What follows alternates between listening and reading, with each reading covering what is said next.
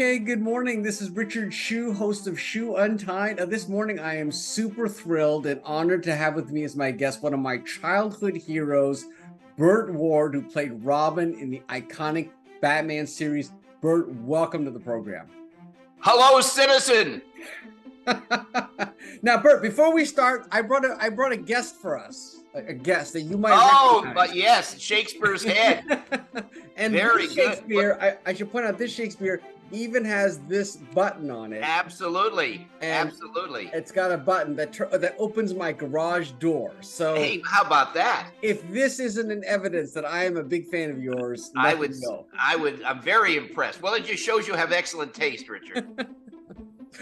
So, Burt, let me start by asking you, obviously, before you did that Robin role, what were you doing and what were your career plans at the time? Well, my father had an early work ethic, and I started working at age 2 as the world's youngest professional ice skater in my father's traveling ice show, Rhapsody on Ice, which was the predecessor to the Ice Capades. Oh. And I even remember a little bit of what happened then. They would have two top skaters come out and they'd introduce, and here's a 2-year-old child. And they would hold my hands and skate around, the rink, and people would clap, but they're holding his hands. And then they'd let me go, and I would skate around this huge arena by myself at 2 years of age. Wow. Okay, and people were like, they'd never seen anything like that. So I started young, and my father later sold a show, became a prominent real estate broker in Beverly Hills. I grew up, went to Beverly Hills High School, UCLA, UCSB. I wanted to be in theater. I apprenticed at Bucks County Playhouse, New Hope, Pennsylvania, and I was studying both professionally acting with a Hollywood teacher as well as at UCLA. And then I was on a weekend helping my dad out, sitting on a house, handing brochures out. And a Hollywood producer came in, and I got talking to him. I asked him if I could do a scene for him, and he was kind of surprised, but he said, okay. I did a scene for him. He said, let me send you to an agent. He sent me to an agent. The agent said, I can't get work for the actors I've got. Don't expect to work for a year. I would never take you in a million years, but because of this producer, I have to. So I said, okay. So about 2 weeks later, I got a phone call from a secretary in his office saying, there's something going on tomorrow over at 20th Century Fox. And we got an appointment for you. I said, well, what is it? Well, I don't know anything about it. We just got a note that, they're seeing some young guys. So I went over there the next day, and I went to one of the bungalows where I met the casting director. Now, with all of my studying, I had never actually been out on an interview, Richard. So this was my first interview, and I'd never actually done anything. Right. But I had, of course, studied a lot. So I was really prepared. And the casting director asked me a few questions and said, would you like to meet the executive producer? Well, sure, doesn't everybody? But I know they don't, but I didn't know that. So it sent me to another bungalow, and I went in and I was introduced to William Dozier, the executive producer. And, I think I caught him off guard, because I must tell you, most actors have been turned down so many times. It's one thing if you're selling hairbrushes and they turn you down, but if you're the product and you get turned down, a lot of actors are just devastated emotionally. But I had never been turned down. So I went in and I said, hello, sir, like this. And he was like, taken aback. And he looked at me for a minute and said, yeah, you're kind of big for this part. And I said, oh, but sir, I promise you, I won't grow anymore. I don't know how you can promise that, but I was offering that. And he talked for a minute or two and said, would you like to do a screen test? I said, sure. And it was a couple of weeks later, I did a screen test for which I still knew nothing about what this was about. Nothing, zero. I went in, they wanted to see some physical things, and I was a brown belt in karate, and this is in 1965. Karate had only come to the United States in 1959. So there's, most people hadn't heard about it. I broke a board with my hand, and then they gave me a sheet of paper, a single sheet that had paragraphs on it with the name Dick and some dialogue, and then Bruce and some dialogue. Not Bruce Wayne Dick Grayson or Batman, just Bruce and Dick, single sheet of paper. They said, would you like to meet the actor that is going to read with you? I said, sure. And they introduced me to Adam West. I sat down next to him, And within, I must tell you, within 5 minutes, the two of us were laughing. We got along so well. We never stopped laughing for more than 50 years. And we did our dialogue as Bruce Wayne and Dick Grayson. Again, it was just Bruce and Dick. And then they said, okay, we're done on that. I said, well, thank you very much. They said, well, we're not done with you yet. I said, oh. They said, yeah, we want you to go over to the other side of the sound stage. We have a trailer there with 2 wardrobe men ready to help you get dressed. And I stopped for him and I said, well, with all due respect, I'm perfectly capable of dressing myself. Oh, no. No, you don't know. You just go over there. You'll see what I'm talking about. Walked these sound stages like walking 3 blocks. I mean, it's long. So I go over there, I go in the trailer. Sure enough, there's these 2 wardrobe guys, and there's this, it looks like a double couch or something, just long. And there's a ton of stuff on there. And I said, am I going to put some of it on? And they said, no, you're going to put all of it on. I said, what? So they helped me get dressed into what I would describe, Richard, as the most uncomfortable costume conceived by mankind. I've never seen anything more uncomfortable. Everything itched or hurt or pinched. And I couldn't, even my eyelashes, the mask was irritating the ends of my eyelashes, and I could only see straight forward, and I'm hobbling in those tights. Man was not built for tights, Richard. I don't need to remind you of that. But in any event, but being a positive person, as I'm hobbling to the door, I turned to these 2 wardrobe guys. I said, look, the good news here is that after another 15 or 20 minutes, I'll never have to wear this costume again. Yeah, famous last words. Then I saw Adam dressed as this character. I still didn't know what it was. There was no mention of Batman. Where I grew up, there were Superman comic books and Superboy, but not Batman. I thought, well, maybe this is some kind of Shakespearean piece or something. I had no idea what this was. And even after I left, after the dialogue, I still had no idea. And it was about 3 or 4 weeks later, and it was during this 3 or 4 weeks that I'm waiting to hear, that once a week I would get a phone call from someone at the studio. Well, what's your shoe size? Oh, 7.5. Then somebody called back. Oh, what's your hat size? Well, I don't wear a hat. Well, go get your head measured. Well, where do I go to get my head measured? I didn't know any of this stuff. And I kept saying, well, geez, I wonder, do I have the part or what? And then I got a phone call from these same agents that didn't want to represent me. And they said, well, I tell you what, come on in, we're going to sign contracts. I said, wow, now I'm finally going to be formally represented, formally. Yeah. So I go in and I sit me down in a little room by itself. And I look at this, and this thing is like, 2 inches thick. And I say, gosh, I didn't know these agency contracts are thick like this. I started reading it, but right at the top of the page says 20th Century Fox. So I went and opened the door. I said, excuse me, I've got the wrong paperwork here. You need to get me my agency contract. They said, no, that's the right. And I said, you mean this is for the studio? They said, yes. I said, well, I didn't know I got the role. They said, you mean the studio didn't tell you? No.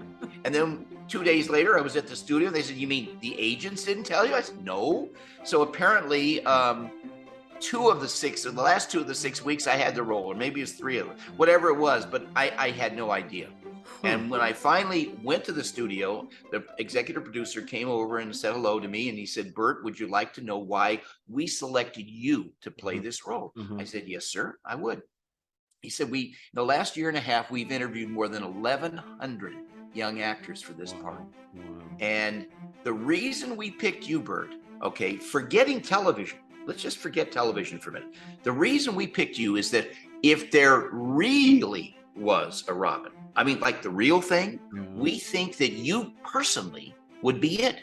So we don't want you to quote act. We want you to do only 2 things: be yourself and be enthusiastic. Well, how hard is it for me to be enthusiastic? Like breathing, right? So, I mean, it was the easiest thing in the world. And then throughout the years, when I would reprise the role and other things, and people would interviews, oh, well, Burt, was it hard for you to get back in character? Well, of course not. It's me. So that gives you a little idea. That's an incredible story. Now, what did you think when you first saw the scripts and realized that it's kind of a parody show? Like, what was your reaction? Like, did you think this was weird or funny or goofy or or silly? What did you think? No, I thought it was funny. And you have to understand, if you had the opportunity to meet Adam West, he was such a truly funny man. I mean, not like a comedian, but I mean, he had a way of seeing things that, I mean, I was once told by, because one of the series I did, it was an animated series with Adam, with this character called Batmite. It was called Batman, and with a little character. But the company was called Filmation, and Norm Prescott was the president of the company. And I'll never forget, he pulled me aside one time to say, he says, you know, Adam West is a really strange character. I said, why is that, Adam? He's the most friendly guy in the world. He said, yes, but everything he says has a double meaning and usually a sexual connotation. And that's true. I mean, so for Adam and so I found him incredibly funny because you just never knew what he would say. I mean, it's so unpredictable, Richard. I mean, we were signing autographs one time, and these young ladies came out, and he's in his cowl and I'm in my Robin costume, and out of the blue, he says, I've got an itch in my cowl. Would you scratch my ear? So the girl does, okay. So she scratches the ear, and all of a sudden he says, that's wonderful. He says, I'm beginning to feel strange stirrings in my utility belt. So weird and yet so funny. And that's the way Adam was. You never, it's like even I worked with this man. I love this man. We got along so well. We played tennis on the weekends. Our families got along. You never knew when he was putting you on and when you weren't being put on, Right. That's so funny. So as a result, we had a fantastic time.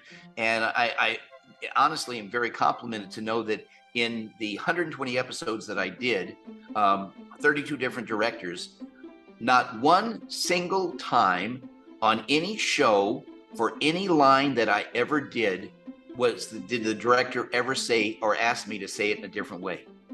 Or with Adam. Wow, they left us alone. They left it because we had a really natural chemistry. And the great comic actors and the great comedy teams in the past have always had great contrast, Richard. Like Laurel and Hardy. Yes. You know what I mean? Abbott and Costello. Yes. Ed McMahon, Johnny Carson. Great contrast. Yes. So without even thinking about that, just the slower that Adam would talk as Bruce Wayne or Batman, the faster I would talk. So and so there was nothing to do about it. Do you understand what I'm saying? Yeah. It just worked every single time. Now, what was your reaction the first time you actually saw the show on TV, when they put it together? What was your reaction?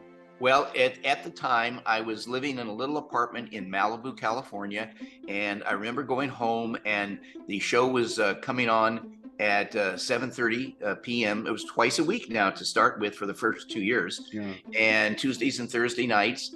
And remember, as an actor, you really only see pieces. Yes. And in fact, the glamour that you think about is really, maybe it's the glamour when you make a personal appearance, but it's certainly not the glamour when you're shooting, because you sit there for 45 minutes while they light, and then you shoot for 30 seconds. 30 seconds, that's a big shot. Could be 15 seconds. Then you sit down and you wait another 45 minutes. And then the camera had a problem, or the lighting had a problem, and this or that. And, and people say, well, why don't you just take a book and just enjoy yourself? Because they never allow you a moment's peace. Even while they're lighting, you could be sitting there trying to read a book, saying, oh, Burt, we need you in makeup right now. I mean, it's like the famous line in show business is hurry up and wait. Right. Okay. Right. So, but anyway, when I watched the show, I mean, I was like, wow, this is really good. I mean, think about that Batman theme music. Think about all the color. The color television had only been recently, evolved. And think about all the pows and the zaps and we were so far ahead of our time. Right. And then with Adam, with his way he spoke, you know what I mean? And the way he did things, and it was just naturally funny. You can't help but laugh. He and I would go to make an appearance together, and not even in costume, and we just stand next to each other, and people start laughing. I mean, it's like, oh my gosh, is there something wrong? Let me check my shirt or my pants. Why are these people laughing? But it was a chemistry that was absolutely phenomenal. So did you find yourself bursting out when you're saying the scenes and Adam says something? Did you ever like just laugh even though you're not supposed to and have to retake that again? Did that happen a lot? Well, what happened, you see, in those days, they didn't have the cool lights like you have now. Now they have lights that are cool. In those days, you had these giant arc lamps. I mean, it's like a searchlight on top of a giant pole, and they're so hot. And I mean, you come on that set, and in 2 minutes, you got a film of water between your legs and the tight. I mean, it's really not comfortable. Yeah. So by the late afternoon, having been in these costumes all day, we could get into situations where we would say something or do something, and the two of us would laugh. And then you start laughing through takes, multiple takes, and you're trying not to laugh. And I remember one director, his name was Oscar Rudolph. He came up and said, "You two guys are going to laugh me out of the business," you know. and it was hard to do that, but yes, we occasionally did. And Adam had these very unpredictable things that he would do. For example, there was a scene where we had brought, in the third season, we brought Batgirl in to see the Batcave. Of course, we couldn't let her know the true identity of us or the Batcave, so she had to get a whiff of bat gas, knocked out, comes in, show her the Batcave. Now we're going to leave. We gave her a little whiff of bat gas, and so she slumped in the center of the Batmobile with Adam and Batman and Robin on either side. And my dialogue was just a couple of words, each one of us. My line was something like, "Gosh, Batman, Batgirl is really pretty." Okay. And Batman was supposed to say, "Well, Robin, I'm glad you noticed, you know, that you're obviously growing up," or something like that. Well, Adam, who normally didn't mess up his takes, he messed up 11 takes in a row. And I'm saying to myself, no, this is not right. There's nothing going on here. You know what I mean? And he knew how far he could, as I describe it, stretch the elastic when that director had to take that next take. There's no other, they have no other takes. They haven't printed anything. You got to use it no matter what, because they got to move on. So here comes that same scene, okay? And he had changed the dialogue a little bit. So here, action. "Gosh, Batman, Batgirl is really pretty." And Batman says, "I'm glad you noticed, Robin. It shows the oncoming thrust of manhood." Oh my. And they didn't notice it. They didn't notice it. Well, how did you stop from bursting out laughing? Oh, I held the laugh, and the tears were coming down the inside of my mask. So what happened, though? We heard about it big time when the censors came in about 2 weeks later and yelled at us. "You can't say that on television." What's the bad word? Well, it's the implication. It was always the implications. He was a master at creating things that had a very heavy sexual, connotation or implication that you could easily take the wrong way.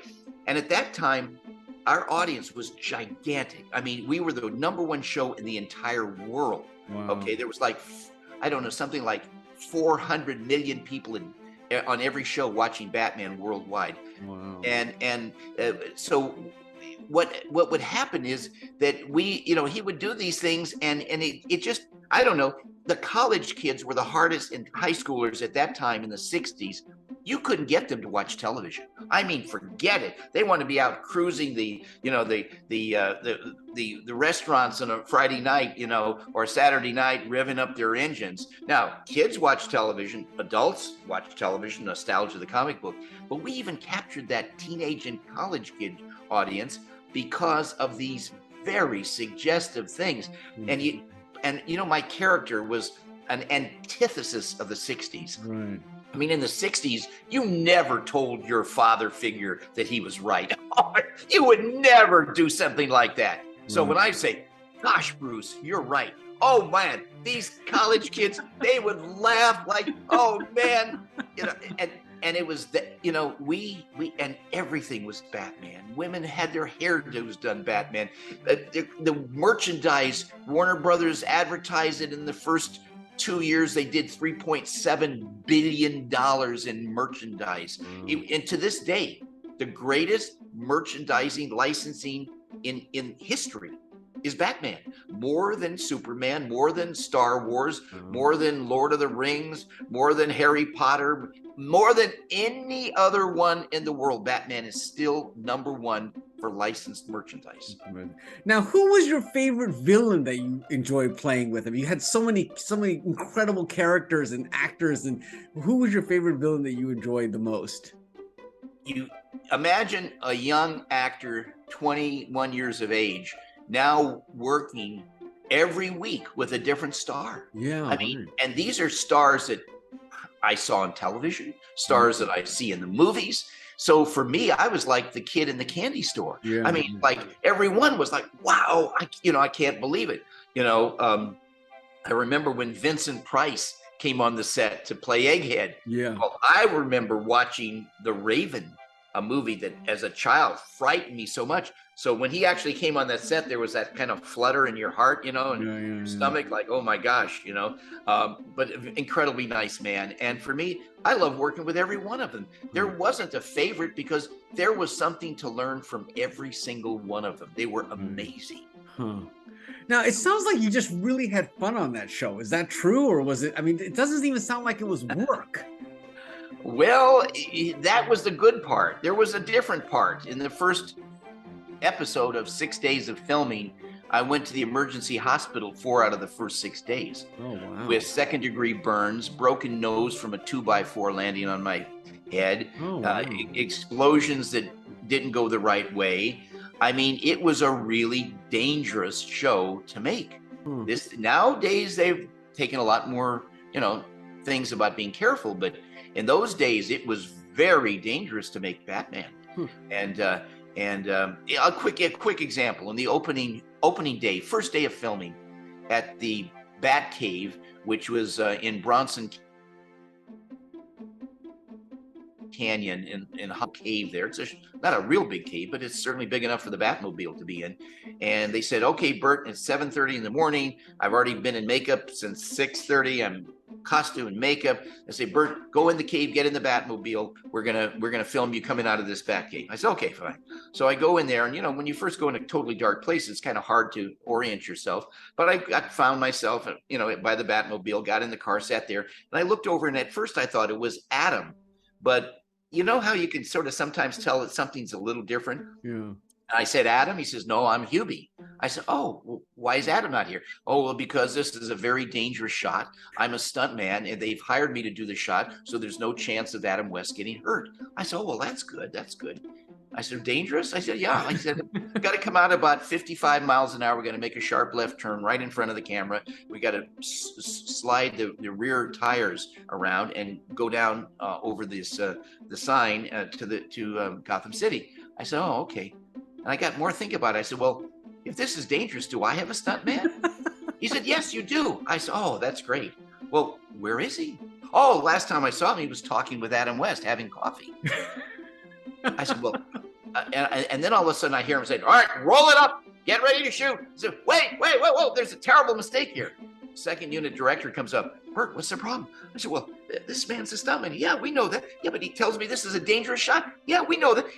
But he tells me that Adam, is off having coffee and with my stuntman. And how come I'm not having coffee with Adam? Why am I with this dangerous shot?" "Oh, we have to use you, Burt." "Oh, okay. Well, why do you have to use me?"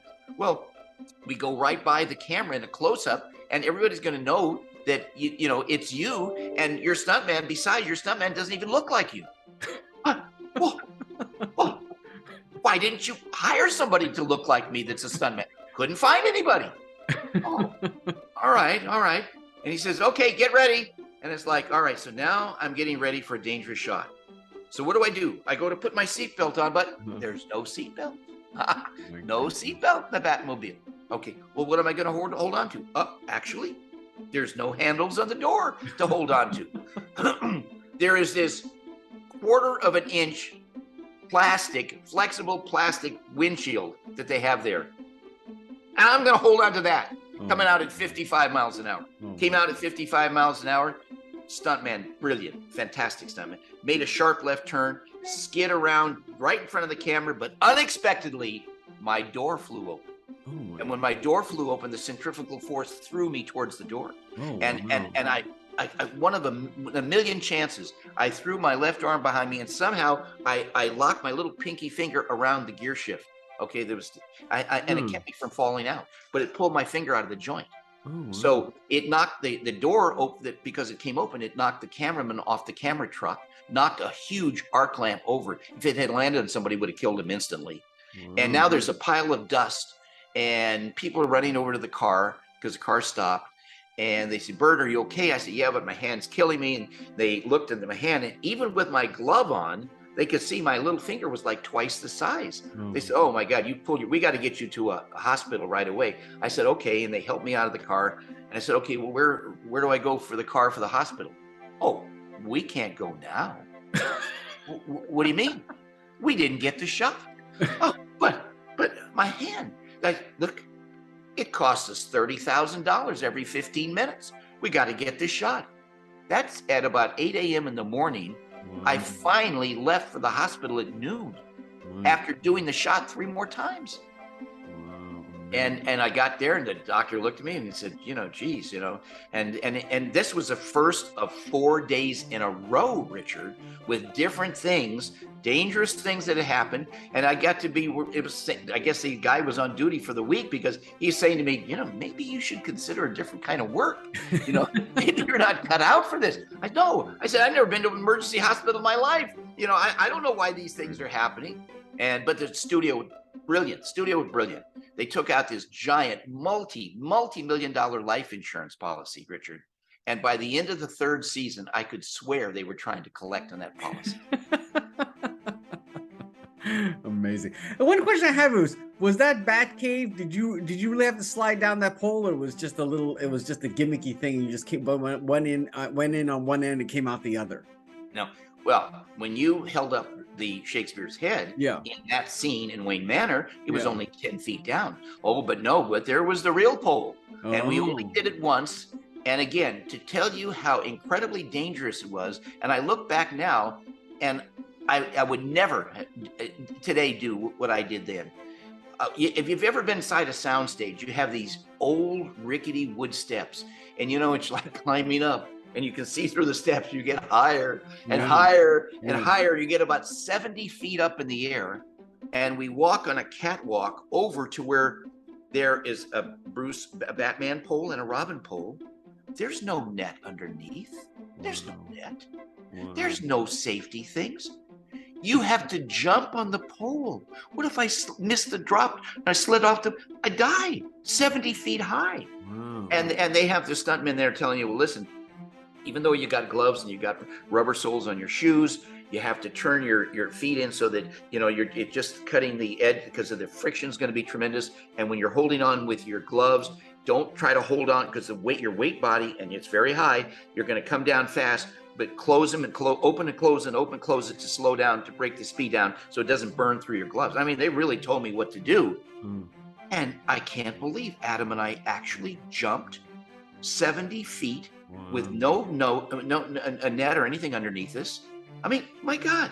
I mean, there was another time I'm supposed to be, and I was hung over the top of a building. The only thing on top of the building was my leg, held by 2 stuntmen, right?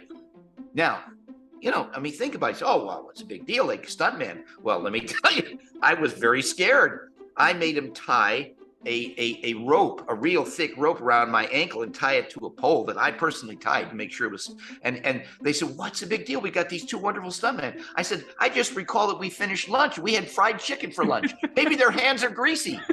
Maybe they're going to drop me. Why should I gamble that they dried their hands properly? It was that kind of, it was really dangerous, Richard. That's hilarious. Now, did you end up forming a relation with any of the other cast members other than Adam West, or not really? Yeah, Frank Gorsh and I became great friends after the show. Came out to my house and met my wife and I. We had dinner. We had a great time. He was deathly afraid of dogs, by the way. And my wife and I don't know if your listeners know, but my wife and I operate the world's largest giant breed dog rescue. We rescued more than 15,500 dogs in the last 28 years. Okay. And we had giant dogs. When I say giant, people don't realize how big dogs can be. We had one of our dogs that he met was named Avalanche, who stood up on his hind legs, 7 feet 5 inches tall, Wow. 4 inches taller than Shaquille O'Neal, Wow. and weighed 305 pounds. A dog. Wow. Okay, it's like a horse standing up. Yeah. Okay, Right. and but they're the bigger they are, believe it or not, the more gentle they are. People are intimidated by, say, a big dog. I mean, you know, some people are intimidated by a little dog, Yeah. but the little dog that looks up and sees a human being is intimidated by a human being because they're so much smaller. That's why you hear about people, dog gets frightened, dog bites, because the dog is afraid something bad's going to happen. Right. The big dogs, they're not afraid of you. They're bigger than you are.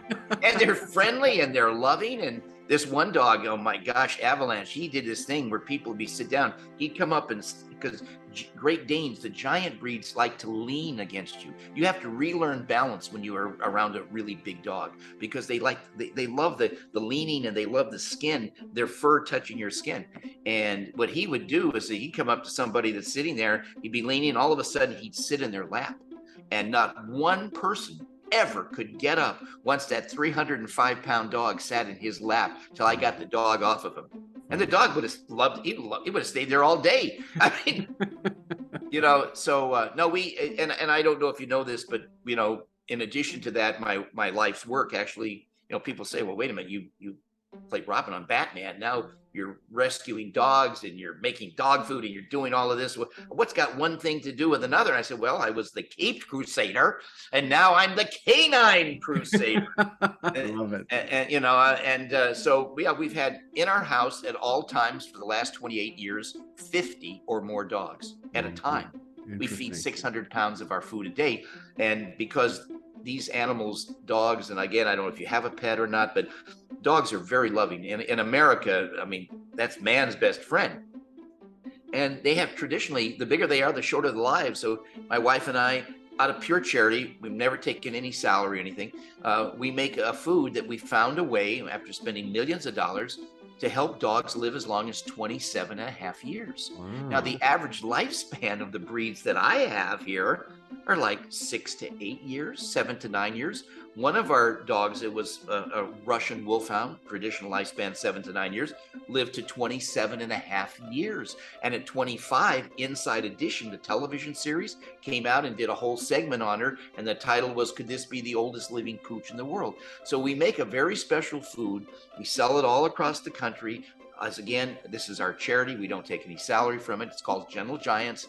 And it's everywhere. Target stores and H-E-B in Texas and Southern California, Stater Brothers and Ralph's and Gelson's and the East Coast food. It's like pretty much everywhere. Yeah, right. But the key thing is that we feel that my wife and I, and this is really where what means a lot to me and my wife, Richard, is that we want to leave this planet better off than we found it. And on our website, gentlegiantsdogfood.com, we found a video from a place that does research on genetically modified organisms. That's all they do. They're, research on this.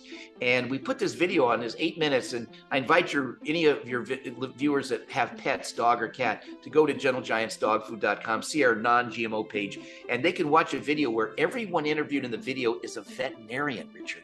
And here's what veterinarians are saying today. They're saying that when they remember 10, 15, 20 years ago, they would see one patient, dog or cat, a month that had cancer. Now, every single day, 1 out of every 2 patients they see every single day has cancer, whether it's a dog or a cat. And they attribute that to the GMOs in our food supply. So for us to go out, took a year and a half to find suppliers who could certify that their ingredients are non-GMO and pass the test, because we're regulated in every state in the United States.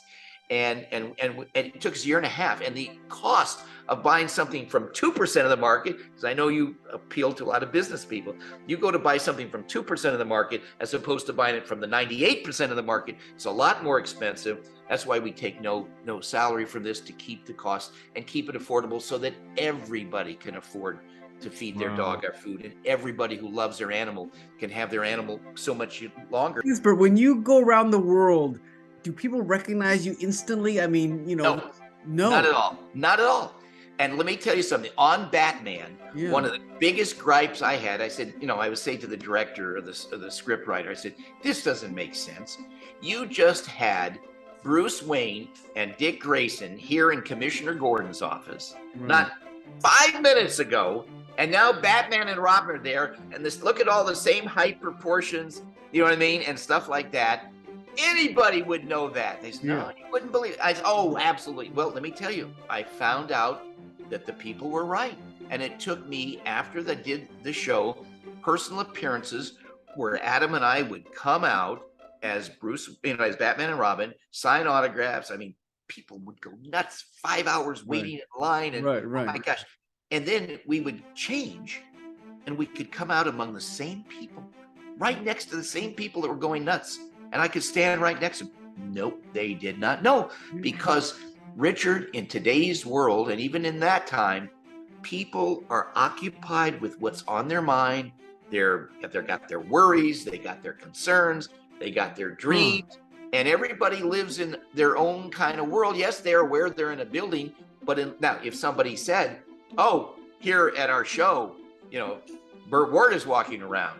He's within 200 feet of us. Well, okay. But other than that, you never know. And for me, and here's what's interesting, in every one of the 120 episodes, in the beginning and in the end, and sometimes throughout the show, I was Dick Grayson. But the Robin thing, the colors, the energy, the character was so powerful. You understand? Yeah, right. That it just takes people's minds. Okay. Now you have to tell me about the Bruce Lee story, because I read somewhere that you were roommates with Bruce Lee or something like that? No. Bruce and I lived in the same condominium complex in West LA. And we used to spar together. I mean, yeah, we were friends. In fact, I remember one time that he and his wife Linda, and then Brandon, his son, who was 6 months old at the time, we went down to Chinatown, and Bruce had lived in Hong Kong for 10 years. And of course, Bruce ordered everything that wasn't even on the menu. I mean, and we were friends. So, and a piece of trivia for your viewers is that, of course, Bruce became the most famous cinema, martial artist of all time. They'll never be equaled, in my opinion. But piece of trivia is that Bruce's first filmed fight scene of his career, where it was filmed, was fighting me on Batman. Did you get him on the show? No. The same executive producer, William Dozier, that produced Batman, produced the Green Hornet, and he was cast as Kato on the Green Hornet. Oh, I see. Wow. And the reason for having on the show was that, our show, #1 in the world, and here you got the same executive producer knowing that come fall that the Green Hornet's going to air, right? And what better way to kick it off than to bring him on the #1 show in the world, have a fight, because we're both actually good guys, but we don't know the other one's a good guy. Do you understand? And do it so that there was never, and on Batman, you have to understand, we had violence, but not violence like you think of violence. There was never any blood. I mean, somebody could pick up a chair and crash it over somebody's head and they fall down for 2 seconds. Now they're up again, and so they made sure it was very even, and it just worked out very well. Our fight scenes were bigger than life. Tell me about your speed reading skill. Yeah, I was average reader when I was in high school, Beverly Hills High. I read, the average reader, by the way, reads about 240 words a minute with about 40% comprehension. I took a class with a teacher who not only taught at high school, but also taught at UCLA, is Dr. Richard Sparks. And I became fascinated with speed reading. And I started practicing, and I really got into it. And it's, it is like training for the Olympics. Right. You have to do things with your eyes. For example, I can tell you just 2 things that could quadruple the speed of the way you read. And one of them is, you see, it's all about how many glances you have on a page. In other words, most people, for example, indented reading.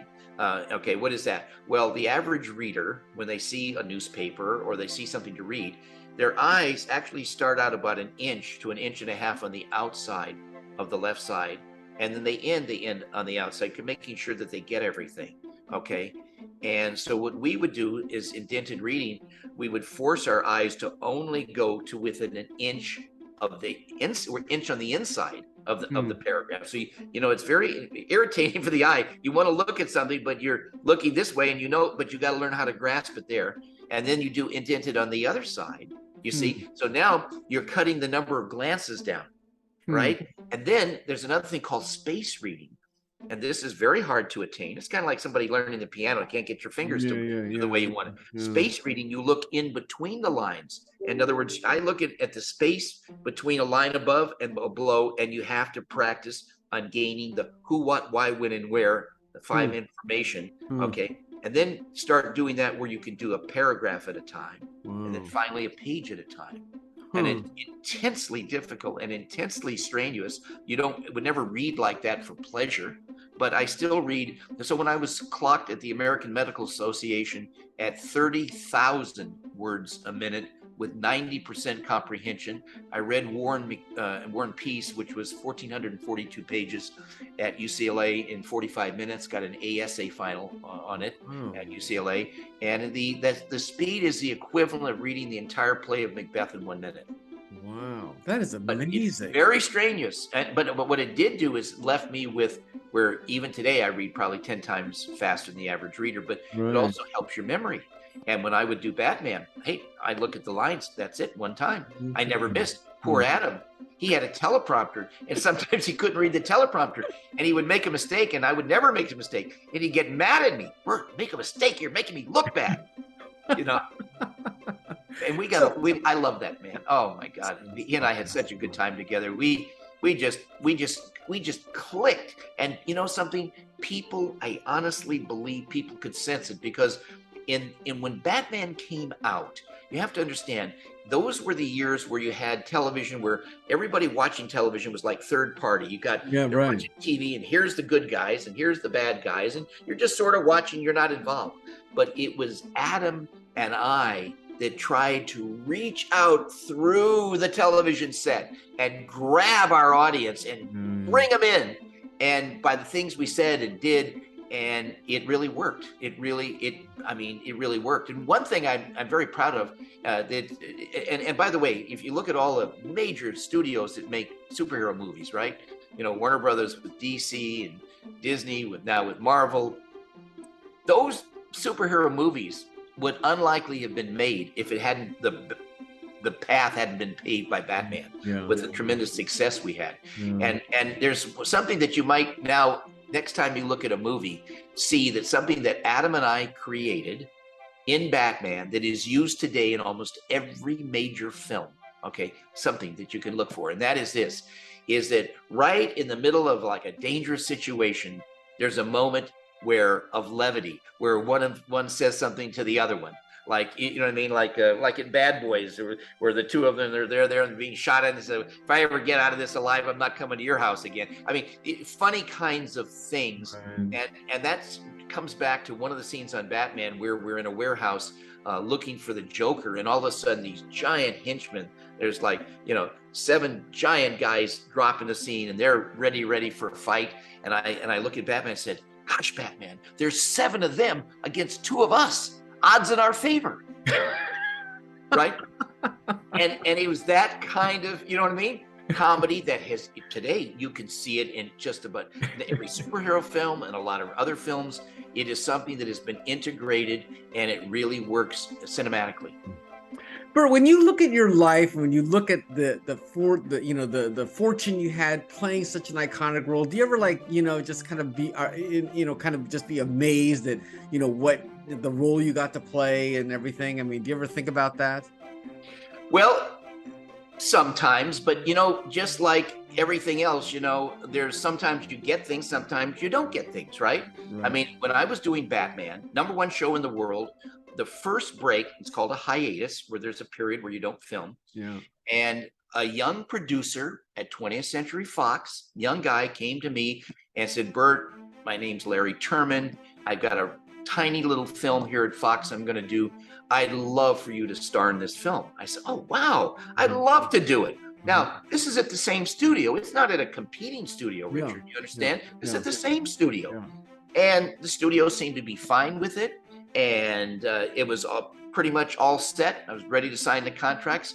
And ABC stepped in and said, no, we don't want him to do it. Now, let me tell you why. When I started Batman, there were only 2 television broadcast networks, truly CBS and NBC. ABC was a syndicated network. The Batman television series and Bewitched made ABC the 3rd network. We did, just by the power of the draw, okay? So I think ABC at the time was being very protective, right? They don't want the #1 show in the world, the character diluted to something else. So they stepped in, and because it's a network, the studio had to say no, and and I couldn't do the role, okay? And you say, well, okay, you win some, you lose some. Well, this role, you might have heard of the movie. It was called The Graduate with really? Dustin Hoffman. Oh, wow. I was supposed to do it. When they couldn't get me, they got Dustin Hoffman. Now, would you think that was like a big film? Right? And every few years I would run into this Larry Terman producer in restaurants or something, and he'd say, Burt, I always wanted you for that role. And I said, don't rub it in, Larry, don't rub it in. I mean, you would have been perfect. So there you have, you win some, you lose some, Why did Batman, why did it drop in popularity? Because, I mean, if it was the #1 show, why did it drop in popularity, do you think? I'll tell you why, in my opinion. The show was losing about $300,000 a week because of these effects. Most crews have probably about 30 people on it. Ours had up to 80 because and you'd spend half a day waiting around with them trying to get one effect, a giant birthday cake that's gonna have quicksand in it or whatever, some effect to work, right? And as a result, it was losing a tremendous amount of money. And the unit production manager basically went to the producers and said, I'll tell you what, if you let me direct, because he's in charge of keeping the price down, if you let me direct, I'll bring everything in on budget. And when they let him do that, he absolutely did what he said, but the quality, in my opinion, was just way down. That was one thing. And secondly, they had made enough. When you make 120 episodes, remember, it's show business, not just show business, it's show business. And when they made enough that they could sell in reruns for all perpetuity, 120 episodes of Batman, they get less money, but then there's no cost, right? That they made a business decision. Interesting. So what are some of the acting things you're working on now? I know you're not retired. I mean, I know you've got the wonderful cat and dog thing, but what other acting things are you doing these days? Tell me about that. Well, I've actually, my wife and I we have a beautiful property halfway between Los Angeles and Palm Springs. It's a big property. We, in addition to a phenomenal home, we have our own animation studio and recording studio. We're currently now building a sound stage. We're going to produce our own films and television series using state-of-the-art technology. We have some secret things that today, as of this moment, no studio is even doing, that we're going to come out with so that we could be way ahead of our time. And again, but it's all with the idea of doing something to be positive, to make a better world. We have our dog food companies called Gentle Giants, and cat food company Gentle Giants. So we have, for example, in one TV series, we're developing characters that are crime-fighting dogs. Gentle is a giant Great Dane, and Giant is a tiny Chihuahua, both in crime-fighting costumes. And we're going to be in it like I was when I was doing Batman at the same age, totally digitally, totally lifelike, where you can't tell the difference between real things. State-of-the-art technology, state-of-the-art. We have all the equipment. We have everything we need. We're fully self-funded.